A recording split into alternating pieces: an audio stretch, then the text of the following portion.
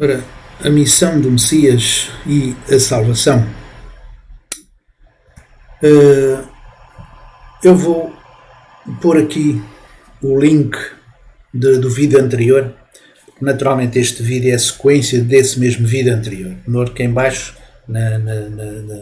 no vídeo, na descrição do vídeo, eu vou colocar o link desse mesmo vídeo anterior. Porque é necessário ter estes dois vídeos a verificarem, a verem esses dois vídeos, porque senão não se entende nenhum nem outro. Portanto, é necessário ter esta sequência. Como todos os vídeos que eu tenho vindo a fazer, todos eles têm uma sequência lógica, de forma que ouvir o que está no meio ou o que está no fim sem perceber os anteriores, sem ouvir os anteriores, não vale, não tem grande objetivo, porque não entende a mensagem. Por isso eu espero que possam observar também os outros vídeos anteriores.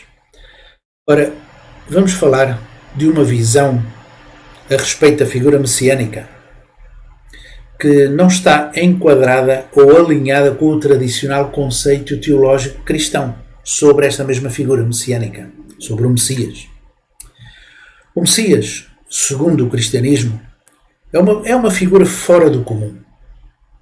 É uma figura com poderes e capacidades milagrosas, extraordinárias, que só ele pode realmente realizar. Por isso é o Messias, segundo o cristão, segundo o conceito cristão.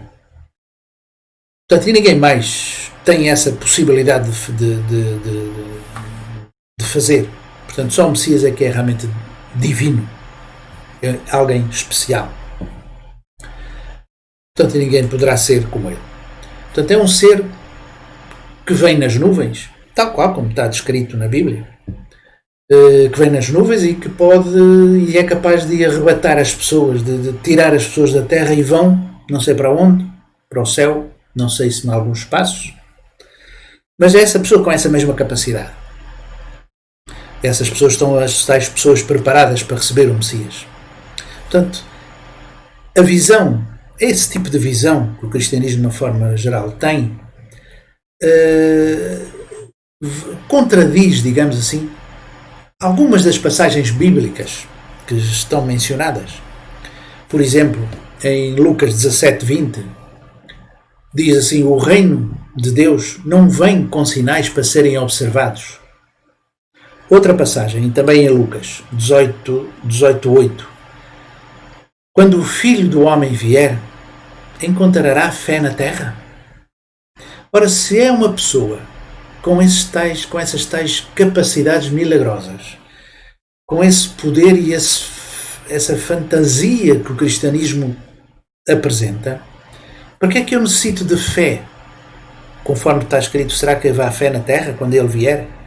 Com essas capacidades todas, eu não necessito de fé, eu vou acreditar, porque é algo que é extraordinário, é algo que não é comum. Eu tenho que realmente acreditar naquele tipo de pessoa. Ora, pensamos que a figura messiânica aparece como um homem normal. No meio da multidão a gente não sabe quem é o Messias. Tal qual como Jesus. Apareceu, nasceu numa mulher, através de uma mulher, desenvolve-se como qualquer outra criança e aos 33 anos afirmou-se como Messias. Portanto, é um homem absolutamente normal, tem uma aparência como qualquer outro. Pode fazer milagres? Provavelmente poderá fazer milagres. Mas o milagre não é aquilo que o faz realmente como Messias. Porque o milagre não transformou as pessoas. No tempo de Jesus, quando Jesus fez os seus milagres, não fez aquelas pessoas mudarem de opinião e seguirem Jesus. Deixaram-no sozinho para ir para a cruz. Não foi um milagre que alterou o comportamento dessas pessoas.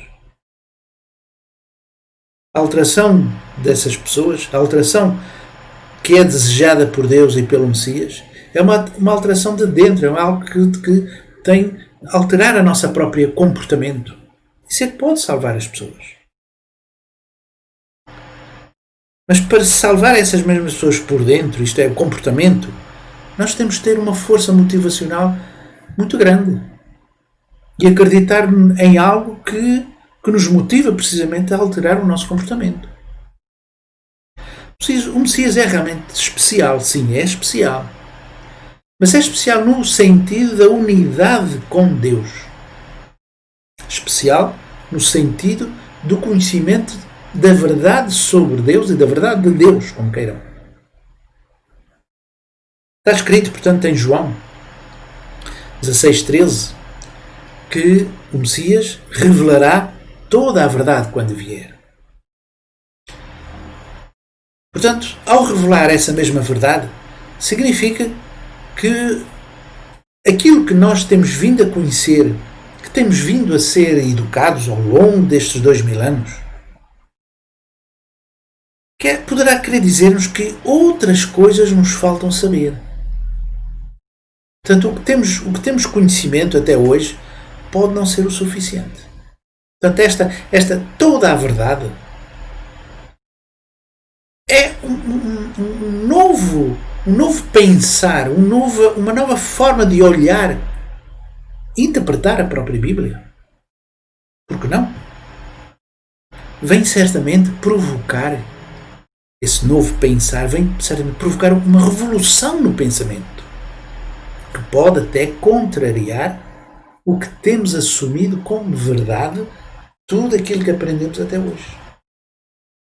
Tal qual como Jesus, no tempo dele, o que ele transmitiu parecia aos olhos dos doutores da lei na altura uma heresia, uma blasfémia aos ensinamentos de Abraão e de Moisés. Parecia, mas só parecia, não era. Foi uma nova forma de olhar a verdade de Deus. Portanto, esta nova verdade que o Messias virá trazer pode criar este tipo de embaraço, este tipo de conflito. Pode criar uma revolução do pensamento. É isso que provavelmente que faz a diferença do Messias, do ser Messias, da figura messiânica, para nós, seres comuns. Portanto, ele vem abrir um caminho, vem abrir-nos as portas para criarmos o mundo ideal, o reino do céu aqui na Terra. Para criar esse mesmo céu, ele precisa ser uma figura real, uma figura concreta, uma figura humana, para mostrar como nós podemos fazer. Ele abre-nos a porta, abre-nos o caminho para sermos como Ele é, perfeito. E foi isto que Jesus nos pede há 2000 anos. Em Mateus 5:48, Jesus pede: sejam perfeitos, como o vosso Pai Celeste é perfeito. Portanto, o Messias tem que nos dar essa possibilidade de saber como tornarmos realmente pessoas assim. A diferença, o especial dele é ter a capacidade de iniciar esse reino do céu. Portanto, o seu comportamento é um comportamento diferente de qualquer um de nós, seres humanos.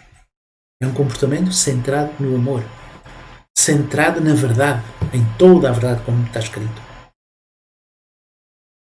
É algo que nos possibilita de alterar a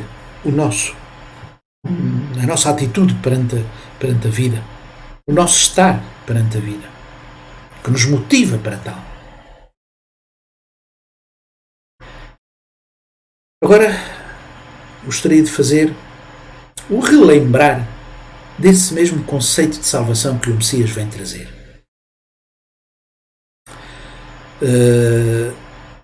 Que não tem nada a ver, repito, que não tem nada a ver com o tradicional pensar cristão, com a teologia cristã. Vamos a ver então. Ora, devido à queda humana, o mundo acabou por ser mergulhado no pecado. Eu vou tirar aqui o meu ponteiro.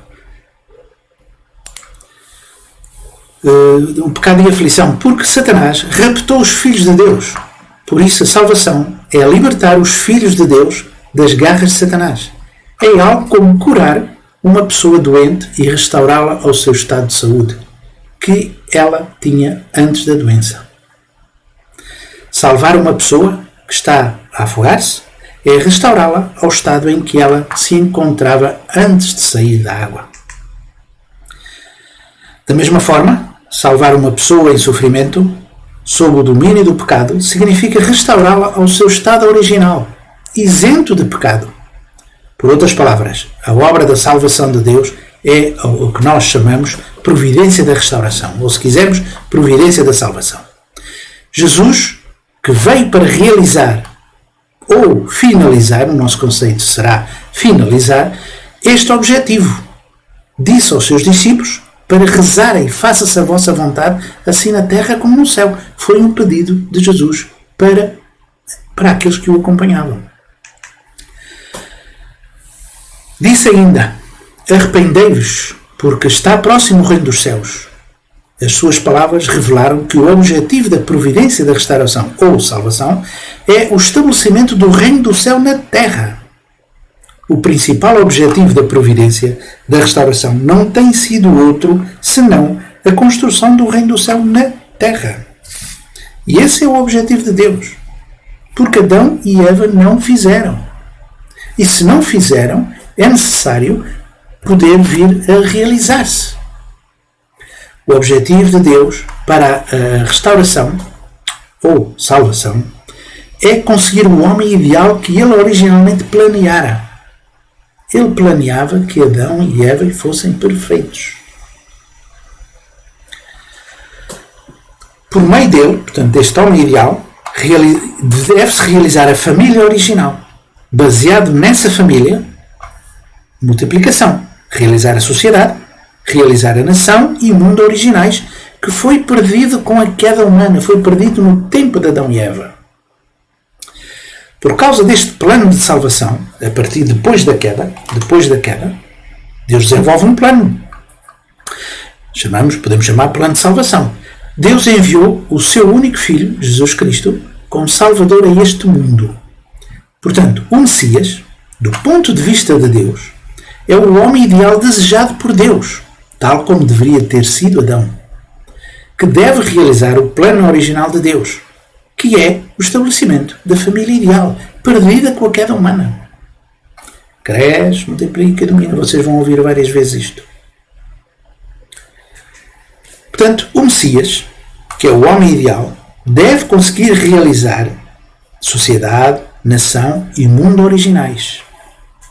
Portanto, ou seja, o reino do céu na terra. Ele, Messias, deve realizar o que Adão não realizou. Lembra-se do vídeo anterior, eu expliquei que o objetivo original de Deus era que Deus visse na terra a construção de uma família ideal. Se ele construísse, Adão e Eva construísse essa família ideal, não havia necessidade de Messias. Não havia necessidade de sofrimento. Não havia necessidade de religião. Não havia certamente necessidade de oração. Porque a relação entre o ser humano nesse plano ideal era uma relação direta. Era uma relação em que eu sentia Deus e falava com Ele a toda hora e a todo momento. Estava com Ele a toda hora e a todo momento. Sentia-o. Não é algo que vem de fora para dentro. Mas a relação com Deus é algo que está de dentro e que se manifesta para fora. Portanto, Adão e Eva deviam de realizar este reino do céu na terra. Como não realizaram, há a necessidade de vir um Salvador. Neste caso, a qual nós chamamos Messias. Deus criou primeiro a carne do homem com o pó da terra. E insuflou-lhe, então, nas suas narinas o elemento de vida que fez um ser vivente. E o fez um ser vivente. Portanto, ele insuflou-lhe elementos de vida. A espiritualidade. Porque nós somos diferentes dos animais. Os animais têm, como ser humano, têm um corpo. Mas Deus deu-nos uma ou outra capacidade que os animais não têm. A nossa espiritualidade. Portanto, o homem foi criado com espírito e corpo. Se a queda também, se aconteceu, então essa queda foi a queda espiritual e foi a queda física, naturalmente. Nós caímos espiritualmente. O que é que quer dizer cair espiritualmente? Caímos na desunidade com Deus. Separámos-nos de Deus. E se unir com Deus, se estar unido com Deus é brotar a partir de nós próprios, um sentimento e um desejo de amar aquilo que nos rodeia, ao separar-nos de Deus, significa o não amar do ponto de vista de Deus. E desenvolveu-se um egoísmo dentro de nós próprios, que é o dominante na sociedade. Isto é, a queda física e a queda espiritual. Por consequência, acreditamos que as doenças podem ter vindo a acontecer, porque nós não verificamos isto na natureza. E se há alguma coisa na natureza fica doente, desaparece, mas é um resultado percentual ínfimo. Não se nota quase praticamente nada. Portanto, o animal ou morre de velhice, ou morre numa luta, ou morre por um acidente qualquer. Mas, naturalmente, os animais, a criação, não têm doenças. De uma forma geral, com certeza. Não posso afirmar isso, porque não conheço. Mas, da mesma forma, o ser humano assim poderia acontecer. O seu corpo físico existia até ao seu momento da morte, isto é, o corpo já não tem mais capacidade, já não tem mais energia. Mas toda a nossa vida é para desenvolvermos e criarmos essa mesma relação com Deus de uma forma perfeita. Portanto, se a queda aconteceu espiritualmente e fisicamente, então a salvação, a restauração, também é ao nível espiritual e ao nível físico. Portanto, Jesus devia realizar a salvação tanto física como espiritualmente. Mas ele deu a sua vida para nos resgatar espiritualmente. Porque fisicamente o mundo está ainda no domínio satânico. Está no domínio do mal. Portanto, está explicado no vídeo 12.1. Eu deixo, portanto, o link em baixo. Uma vez se não me esqueço. Jesus não devia ter sido morto. E reparai que eu disse, este conceito do Messias não entra, não está alinhado, não está enquadrado com a teologia cristã. E este ponto também não. Sobre o Jesus, um Jesus vivo, não um Jesus morto. Há que entender, mas no vídeo que deixo o link, ele poderá dar essa explicação. Portanto, Jesus não devia ter sido morto. Ele devia salvar-nos tanto física como espiritualmente. Segundo as palavras de Jesus, descobrimos que há 2 tempos na sua missão. 2 tempos. O primeiro tempo, Jesus apela a um arrependimento. Jesus apela para que as pessoas acreditassem nele. O desejo dele é: acreditem em mim. E acabou por fazer milagres para fazer com que as pessoas acreditassem nele. Se as pessoas acreditassem nele, a morte não aconteceria. Falava de que o reino está próximo. Arrependam-se. Acreditem em mim, porque o reino está próximo. Qual é a motivação de Jesus aqui? É um desejo de indiferença? Matem-me, porque eu vos salvarei. Não há aqui indiferença. Há um apelo de Jesus. E há um segundo tempo. Esse segundo tempo inicia-se quando ele, após a oração que ele faz. Deus ora: meu Pai, se é possível, passe de mim este cálice. Mas não seja como eu quero, mas como tu queres. Este é o segundo tempo em que ele esgotou todas as suas hipóteses de poder ser vitorioso na sua missão, e então a alternativa foi dar a sua vida para poder resgatar naqueles que o vão acreditar nele e resgatá-los espiritualmente. Portanto, os discípulos de Jesus confirmam que Jesus não devia ter morrido. As palavras são deles, as palavras estão escritas na Bíblia. Ele diz: porque se de facto tivessem conhecido, nunca teriam crucificado o Senhor de glória. Portanto, ele pede para crerem nele. Portanto, se eles realmente tivessem fé em Jesus, não o teriam crucificado. E ainda, na Bíblia também diz: mas falamos da sabedoria de Deus envolta em mistério, porque se de facto tivessem conhecido, nunca teriam crucificado o Senhor da Glória. Isto é a conclusão que os apóstolos têm após Jesus ter morrido na cruz. Qual dos profetas não perseguiram os vossos pais? Mataram até os que anunciaram de antemão a vinda do justo, do qual quem vós agora haveis atraiçoado e assassinado. Eu fiz um vídeo numa outra plataforma em que eu pus Jesus foi assassinado. E enviei para essa plataforma, mas o vídeo nunca apareceu publicamente. Nunca apareceu publicamente porque é admirado. Eu pus o mesmo título: Jesus foi assassinado. Não é de estranhar esta mesma afirmação. Então eles não colocaram. Não sei se viram, se não viram, mas não colocaram. Não, foi rejeitado. Mas não sou eu que digo. Os apóstolos é que dizem isto. Jesus foi assassinado. Porquê é que Jesus morreu então? Foi devido à irresponsabilidade humana. Foi devido à falta de fé do povo judeu em Jesus. Não acreditaram em Jesus. Porque o que ele dizia parecia estar em contradição, parecia ser uma mentira em relação àquilo que eles aprenderam com Moisés, Abraão, etc., nos 10 mandamentos, etc. Parecia que estava a contradizer isso. Para além de certamente outros interesses de poder que os doutores da lei, naturalmente lá naquele tempo, poderiam ter. É uma coisa a analisar-se e procurar estudar-se e nós tentarmos colocar a viver naquela época e a pensar como naquela época as pessoas pensavam. É um estudo sociólogo que não cabe agora aqui falar.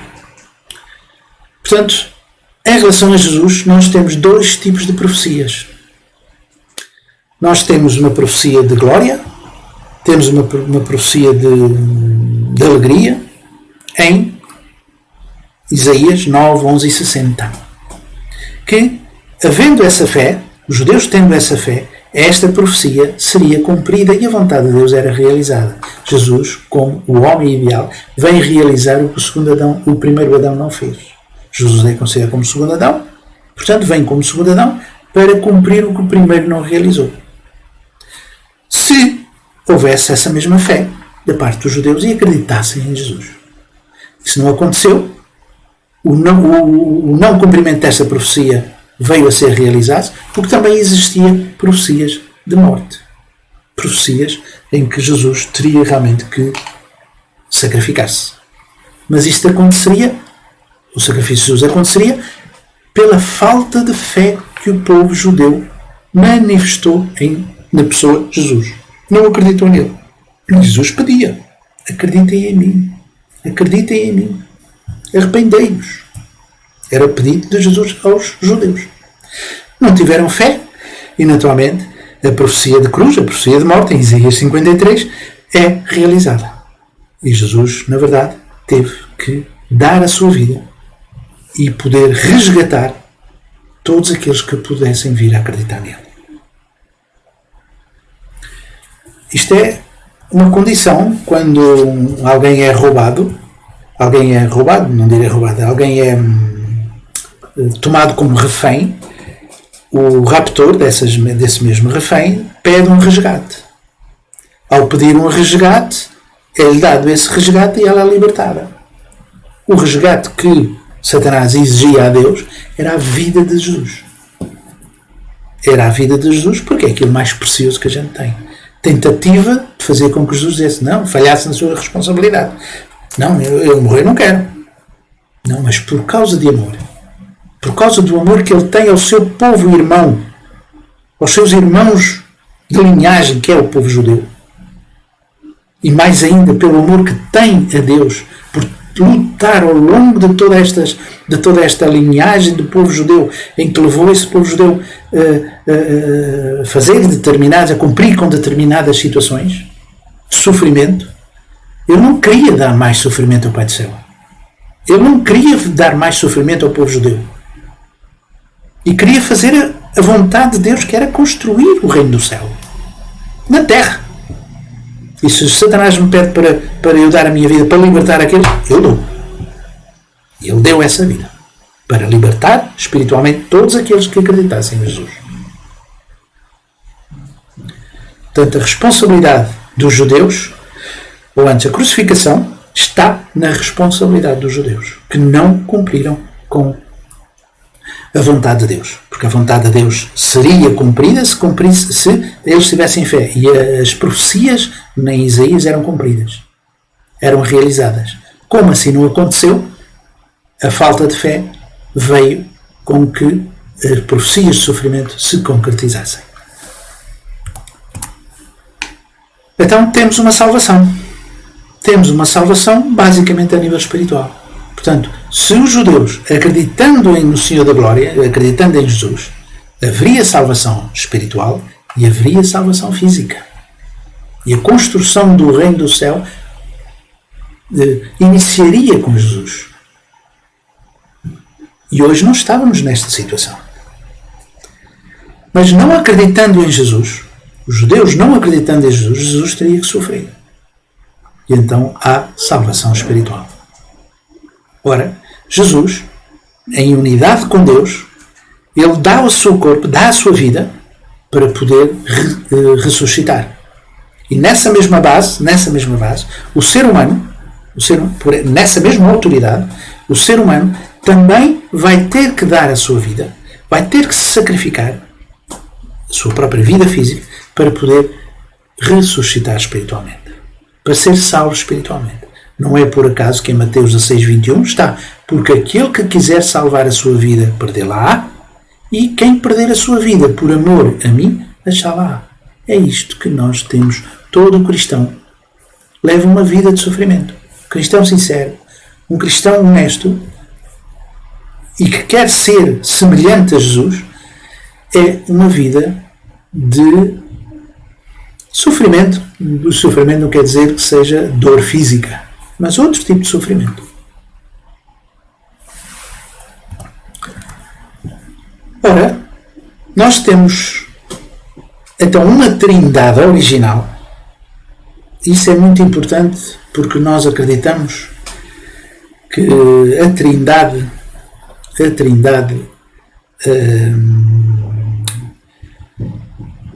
pela trindade vem a surgir, nós chamamos base de 4 posições. A partir da trindade vêm a surgir os filhos. A trindade original que Deus pretendia era Deus, Adão e Eva, que se tornariam como verdadeiros pais, porque eram os pais pela qual os filhos teriam um testemunho, teriam um exemplo que deveriam de seguir. Portanto, isto faz uma base de 4 posições. E essa base de 4 posições é a base estável para vir, a partir daqui, vir a surgir a tribo, a sociedade, o mundo e o reino do céu. Esta é a base de 4 posições, a base de 4 posições pela qual toda a existência das coisas está. E, naturalmente, a própria estrutura social do ser humano baseia-se nesta mesma base de 4 posições. Primeiro na trindade, que depois se vai multiplicando. Vem primeiro, naturalmente, os filhos, que fazem a base de 4 posições, e depois os filhos, a tribo, a sociedade, a nação, o mundo, etc. Esta era a trindade original. A trindade que Deus pretendia ver realizada. Não foi cumprida. Adão falharam em tornarem-se os verdadeiros pais da humanidade. Tornaram-se falsos pais. Então, há o surgimento de uma trindade, a trindade da queda, que é Satanás, Adão e Eva, e naturalmente vêm a multiplicar filhos de pecado original. A humanidade é caída. A humanidade está sob o domínio de Satanás. O que é isto sob o domínio de Satanás? Sob o domínio de Satanás é sob o domínio do egoísmo, da corrupção. Não é Satanás a controlar e nós não somos marionetes. Está no seio de cada um de nós. Portanto, eu acredito na possibilidade, absolutamente acredito na possibilidade de essa tendência egoísta, dessa tendência para a corrupção e, enfim, todos os males, todos os defeitos que a humanidade tem, possa ser terminada, possa ser eliminada. Porque é uma questão de querer.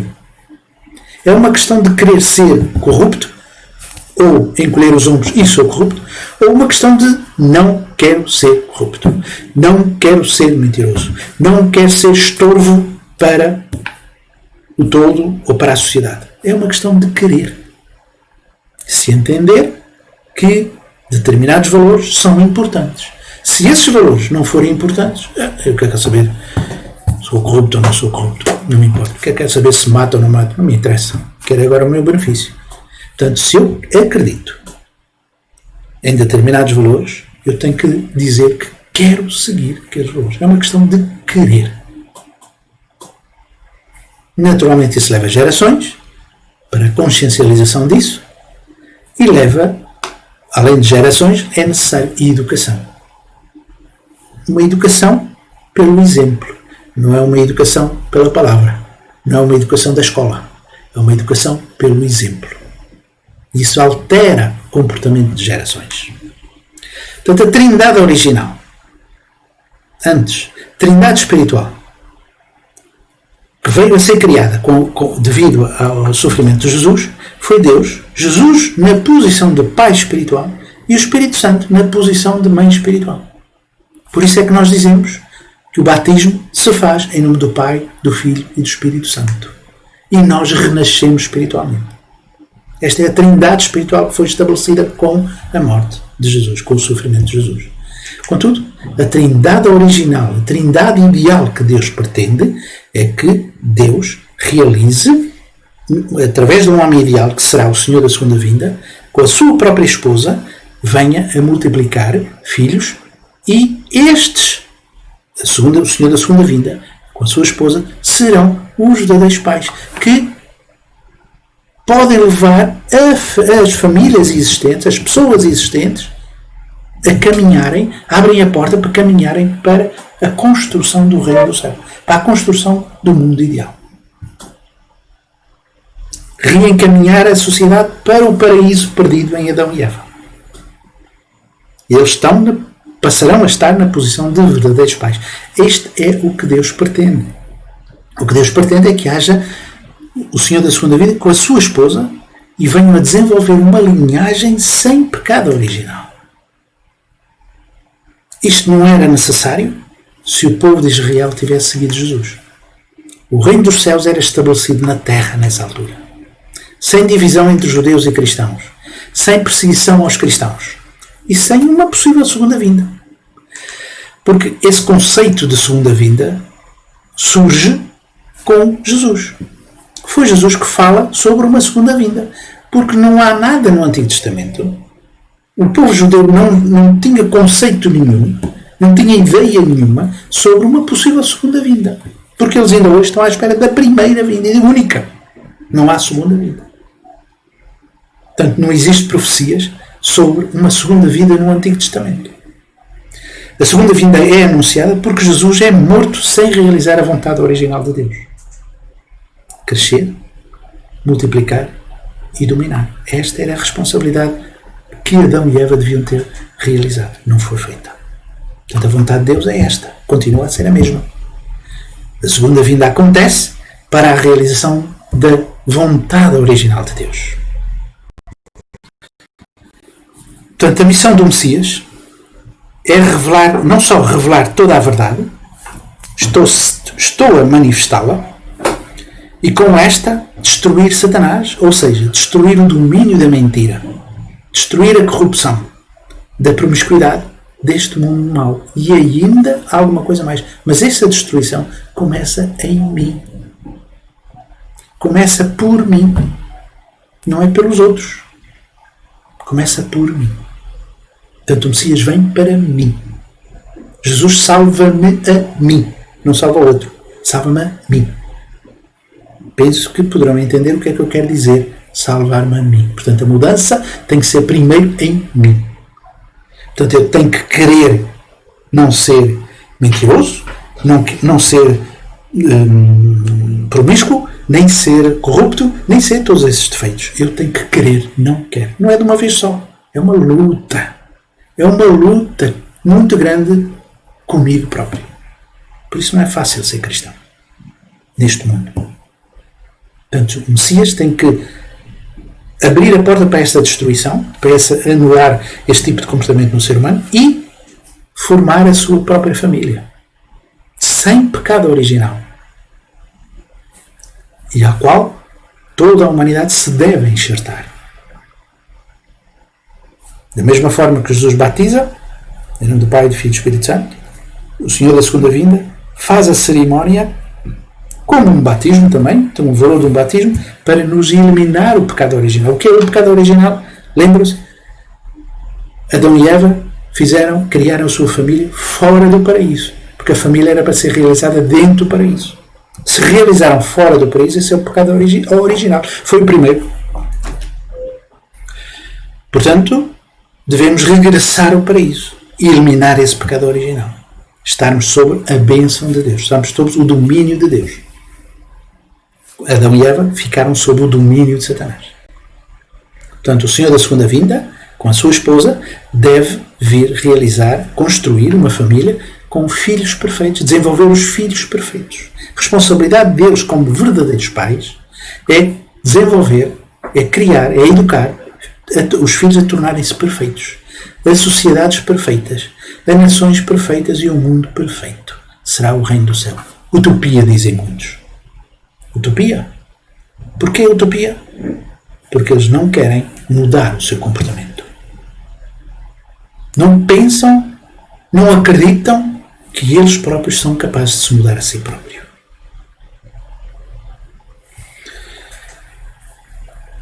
Quem é, afinal, o Senhor da segunda vinda?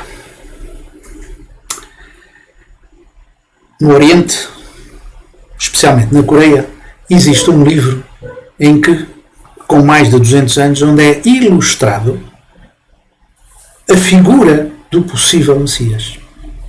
A figura da pessoa que pode realmente ser aquele que ser representativo da posição de Messias.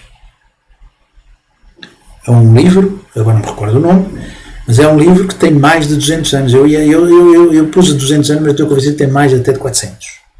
Mas, para não errar, eu pus 200 anos. E tem a ilustração, tem o desenho desse possível Messias. E este desenho está nesse tal livro, está desenhado com esta figura. No entanto, Nostradamus diz: o pacificador, o qual, nas palavras do profeta Nostradamus, é o novo líder religioso, nascido do lado oriental, que traz a nova verdade.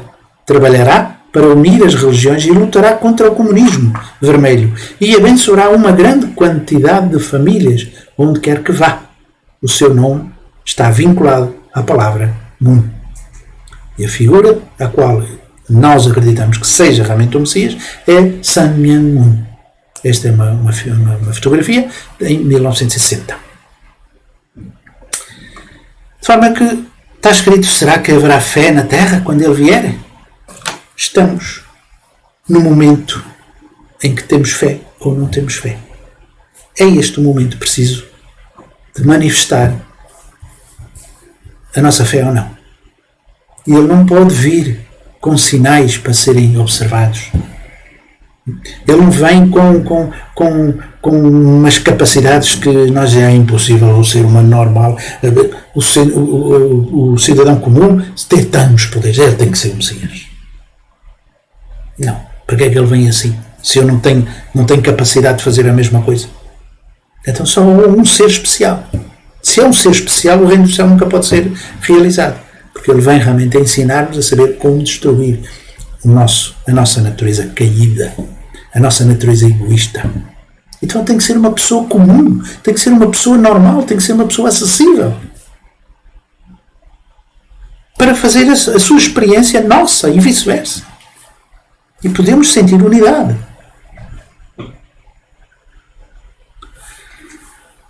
Sun Myung Moon é conhecido por fazer muitas cerimónias com muitos novos casais.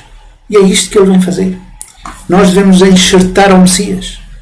E de forma que esses mesmos casais, acreditando que ele é realmente o Messias, abre a porta para entrarmos no paraíso, para regressarmos ao paraíso. O Reverendo Nuno chama de terra natal.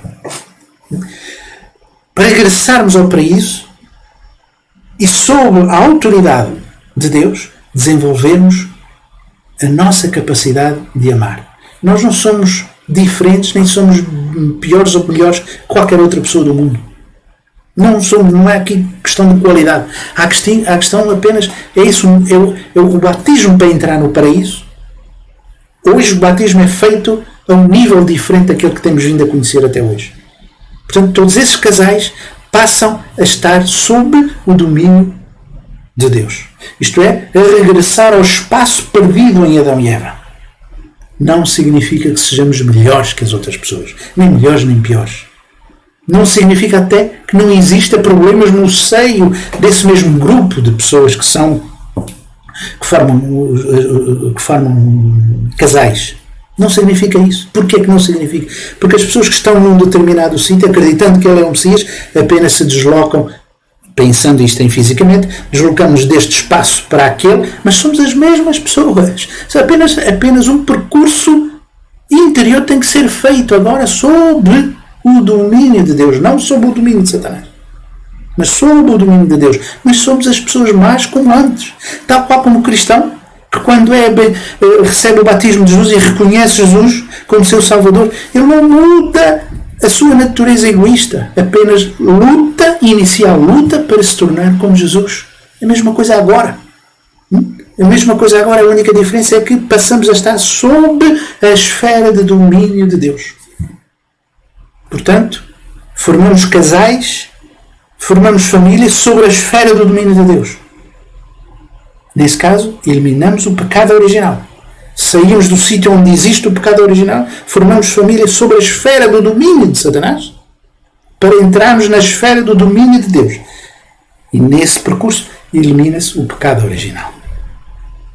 Porque pela primeira vez na história, acredito assim, a primeira vez na história, é formado famílias sob a direção, sob a proteção de Deus, que nunca aconteceu na história. Este é o significado de todos estes casais, todas estas cerimónias de casamentos, que as pessoas não entendem e dão o seu espetáculo e dão as suas notícias como algo anormal, porque é anormal.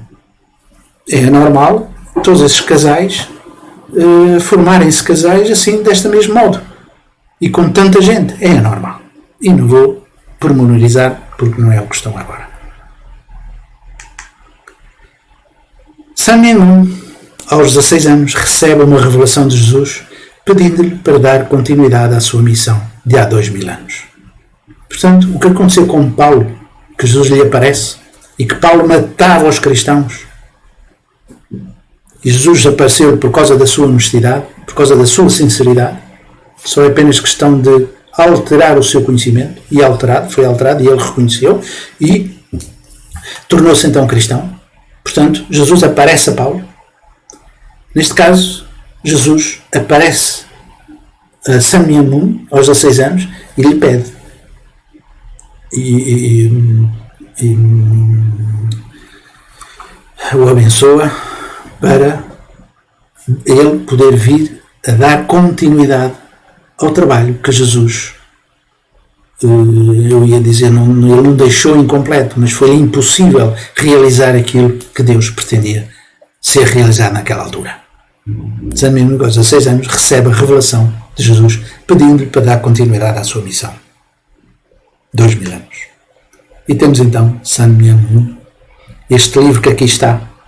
Não é uma nova Bíblia, como muitas das vezes dizem, para denegrir toda essa imagem. Este livro que aqui está é um tratado teológico sobre a Bíblia. Tal qual como nós vemos o tratado de Santo Agostinho, tal qual como vemos os tratados de vários outros teólogos, este é um livro, é um tratado teológico sobre a interpretação bíblica. Não é Bíblia nova. É apenas um livro que fala sobre os segredos da própria Bíblia. Fala todo o conteúdo de desenvolvimento da providência que está escrito na Bíblia. E de forma que sai fora do tradicional e comum pensamento teológico cristão. Por isso, porque não é compreendido, porque as pessoas não escutam até, passam a chamar a ele como um herege, como um anticristão, tal qual aconteceu o mesmo com Jesus.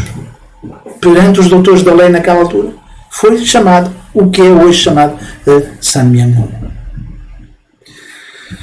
Fico por aqui. Espero então que possam interessar-se mais por toda esta mensagem ao longo de todos estes vídeos. Sai fora, digamos, daquilo que é padrão. E é difícil muitas das vezes as pessoas perceberem. Só ouvindo uma ou duas ou três vezes as pessoas podem vir a encaixar a lógica desse mesmo pensamento.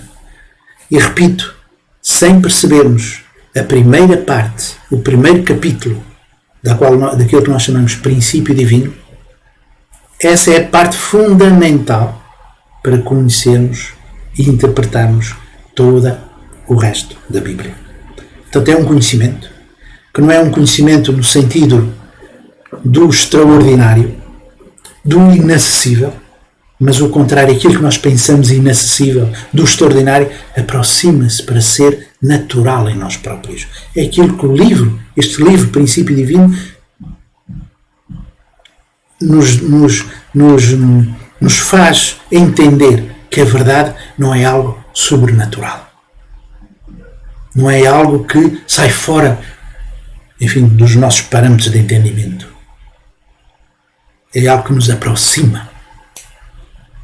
Por isso eu não vou esperar que isso possa transformar as pessoas, esta conferência, ou esta palestra, ou este vídeo, possa transformar as pessoas, mas apelo para que possam escutar, não só mais do que uma vez, para entenderem a lógica do raciocínio. E se perceberem a lógica do raciocínio, então eu poderei entrar, não é a minha vontade, mas entrar em qualquer tipo de reflexão mais profunda ou discussão, no bom sentido, de qualquer parte da teologia. Bom, fico por aqui. Espero então que eu tivesse despertado o vosso desejo de poder conhecer mais. Até o próximo vídeo. Agora vou abrir para vários assuntos assim esporádicos, vários assuntos soltos, e desenvolver, portanto, o pensamento que o Reverendo Moon nos tem vindo a ensinar.